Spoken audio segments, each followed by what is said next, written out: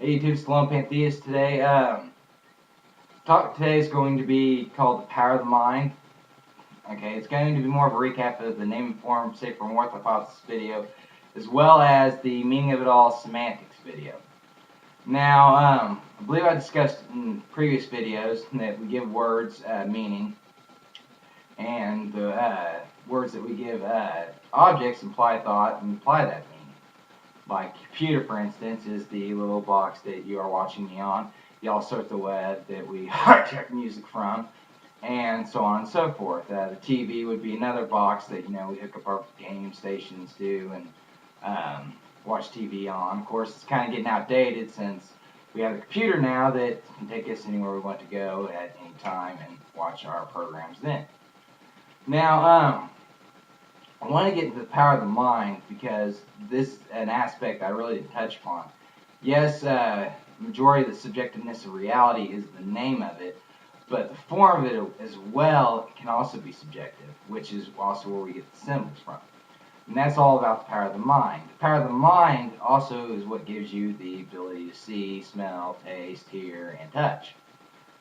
Now, that in itself indicates that what you process through empirical evidence and you break down and form it to a word and stick it in your brain was all done both by your mind. Both the empirical evidence that you're viewing it with the touch and the see, the sight and the taste and everything, that's also processed through your mind. And the word that you gave it was a subjective word that your mind concocted with the feeling or thought that it just got from it, and therefore it gives it that word. Or it's just a word that you use that society has already given it, and it's just agreed upon word. But your feelings towards that object, even though two people are using the same word, doesn't necessarily, the feelings and the meanings for that object doesn't necessarily indicate the same thing. Now, where the power of the mind comes into play is through the subconscious. Okay, when you're asleep, you have simulated sight, simulated hearing, simulated smell, in some cases simulated taste, and simulated touch.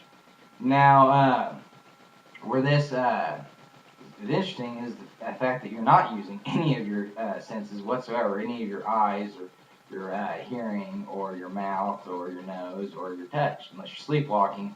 In that case, that's cheating. But anyway, you're still not really feeling what you think you're feeling.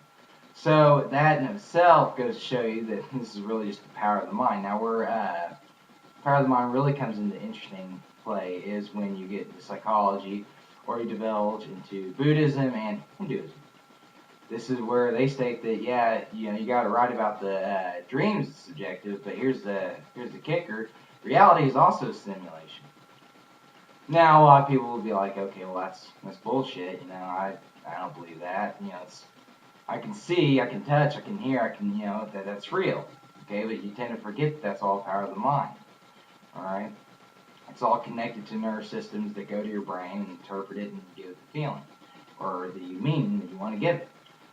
Now, for a lot of people here knock, Hinduism and Buddhism, I'm not necessarily entirely a Hindu, but I do accept Hinduism and Buddhism's certain philosophies, like I accept certain philosophies of Christianity. I'm not necessarily a Christian. I don't go to church, and I don't really adhere to the belief of a super being. But doesn't necessarily mean the philosophies are wrong. Do unto others is a good philosophy. So is the Hindu thought of oneness. Okay, this was technically, all intents and purposes, proven the moment the atomic bomb went off and validated everything Albert Einstein said.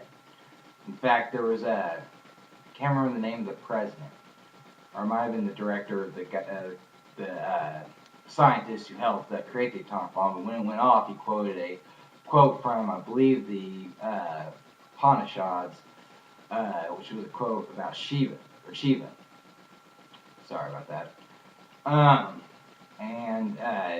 It was a destructive force. I will try to find a link for it, and I'll stick it in the description. Now, so with that, and they come real close in the time scales and a lot of other things. Now, it doesn't necessarily mean that they're 100% accurate, but you have to give it to them. They did get closer than a lot of other certain concepts that we are used to having. Not being, I guess, superiorist or whatever, or I'm just stating a fact. I don't even think that's a word, but hey, I made up a word today, so there we go. Anyway, now the power of the mind is based on the fact that, by the empirical evidence that you see, so therefore even this objective, this so-called objective reality, in and of itself is based upon your mind.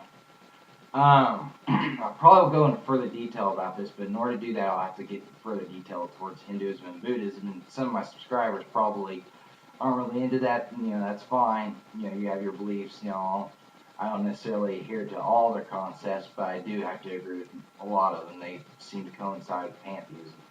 So we'll be getting further detail with that. I'm trying to get my channel back on track, where I want to go instead of where it was going.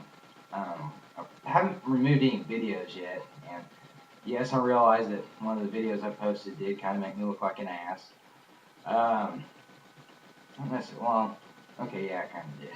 But I will probably try to remove that one, but I just can't. I don't have the heart to do it, even though I look sick and horrible in it. But then again, my hair always looks horrible, and no matter what I do, so I don't know. Maybe I'll just leave it up, so just for the link's sake. I'm pretty sure the guys appreciate it. Anyway, that's all I have to say. I'll probably come back with more information about Hinduism and try to get my channel back on the right track. Alright, that's all for today, YouTube.